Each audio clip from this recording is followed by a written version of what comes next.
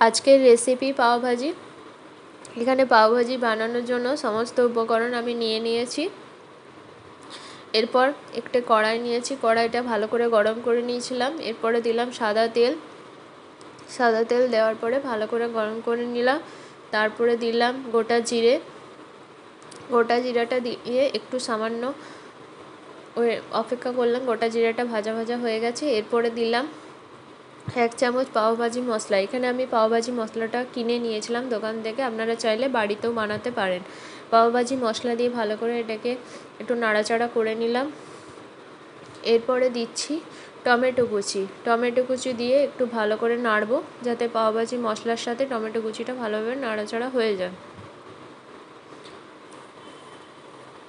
এরপরে দিচ্ছি গাজর কুচি, বিট আর আলু। আমার কাছে গাজর অল্পই ছিল, তাই জন্য অল্প দিয়েছি। বিটের পরিমাণটা একটু বেশি ছিল, তাই বিটটা দিয়েছি। এরপরে প্রথমে ভালো করে একটু সবগুলোর সাথে সবগুলো ভালো করে একটু মিক্সড করে নিলাম। এরপরে দেব মটরশুঁটি। মটরশুঁটিটা দিয়েও ভালো করে সবগুলো নাড়াচাড়া করে নিলাম। এরপরে দিচ্ছি একটু নুন। নুন দিয়ে একটু নেড়ে নিলাম সমস্ত সবজিগুলোর সাথে। এরপরে এটাকে আমি জল দেব। জল দিয়ে প্রেসার কুকারে সেদ্ধ করতে দেবো, কারণ এগুলো যেহেতু বড় বড় করে কাটা হয়েছে, তাই সেদ্ধ করতে, বিট যেহেতু আছে তো বিট তো শক্ত, তাই জন্য প্রেসার কুকারে দিয়ে সেদ্ধ করতে হবে। এরপরে জল দিয়ে প্রেসার কুকারে দিলাম সেদ্ধ করার জন্য। প্রেসার কুকারে প্রথমে হাই ফ্লেমে একটা সিটি দিয়ে মিডিয়াম ফ্লেম বা লো ফ্লেমে, মিডিয়াম আর লোয়ের মাঝখানে রেখে 3টে সিটি দিতে হবে। 4টে সিটি না দিলে, বিট যেহেতু আছে বিট খুব শক্ত হয়, সেই জন্য 4টে সিটি না দিলে ওটা সেদ্ধ হবে না। এরপরে আবার কড়াই নিলাম। কড়াইতে দিলাম একটু সাদা তেল, বাটার 1 চামচ। আপনারা চাইলে পুরোটা বাটারে করতে পারেন, আমি এখানে সাদা তেল আর বাটার দুটোই দিয়েছি। এবার বাটারটাকে সাদা তেলের মধ্যে একটু ভালোভাবে নেড়ে নিচ্ছি। বাটারটা থেকে একটা সুন্দর গন্ধ বেরিয়ে গেছে। এরপরে দিলাম কাঁচা লঙ্কা কুচি, একটু ঝালের জন্য কাঁচা লঙ্কা কুচি দিলাম। এরপরে দিচ্ছি পেঁয়াজ কুচি। পেঁয়াজ কুচি দেওয়ার পরে একটু ভালো করে নাড়িয়ে নিলাম। এরপরে দিচ্ছি ক্যাপসিকাম কুচি। ক্যাপসিকাম কুচি দিয়েও ভালো করে একটু নাড়াচাড়া করে নিতে হবে।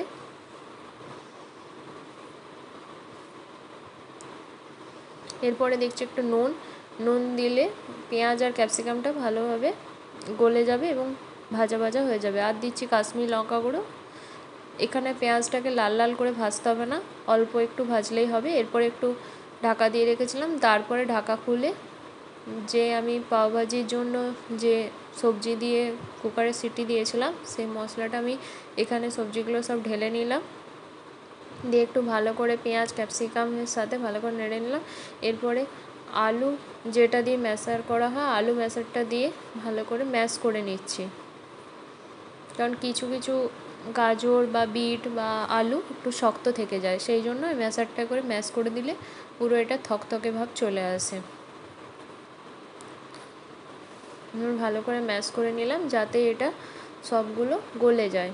আর শক্ত থাকলে বা গোটা থাকলে মুখে খেতে বাজে লাগবে, সেই জন্য ভালো করে ম্যাশ করে নিচ্ছি, যাতে সবগুলো একদম গলে যায়। এরপরে আমার এই পাওভাজির মশলার যেটা, ওইটা পাওভাজির যে মশলার ইয়েটা, সেটা রেডি হয়ে গেছে। তারপরে নামানোর আগে দিলাম কসুরি মেথি। কসুরি মেথিটা হাতে ক্রাশ করে নিয়েছিলাম। এরপরে দিচ্ছি ধনেপাতা, আর দিলাম 1 চামচ পাওভাজি মশলা। দেখুন আমার পাওভাজি মশলাটা পুরোপুরি রেডি হয়ে গেছে। এরপরে প্যানে গরম করে বাটার দিয়ে দিলাম। বাটারটাকে একটু ভালো করে মেল্ট করে নিলাম। এরপরে দিচ্ছি পাওভাজির যে গ্রেভিটা বানিয়েছিলাম মশলার, সেইটাকে দিয়ে দিলাম বাটারের সাথে।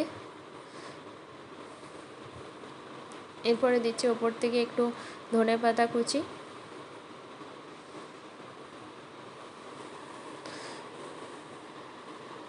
এরপরে পাওভাজির জন্য যে পাওয়ের যে ব্রেডগুলো নিয়েছিলাম, সেটা আমি দিলাম।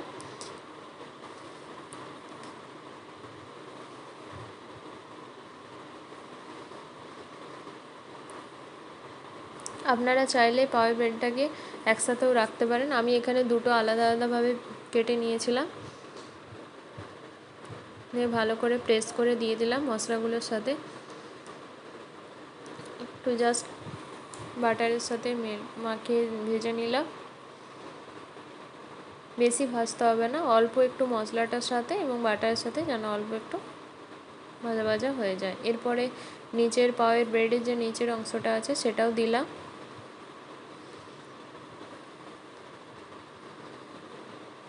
খুন্তির সাহায্যে একটু চেপে দিলাম। এরপরে এটাকে একটু উল্টে দেব। মশলাটা কমে গেছে তাই জন্য ওপর থেকে একটু মশলা দিয়ে দিচ্ছি।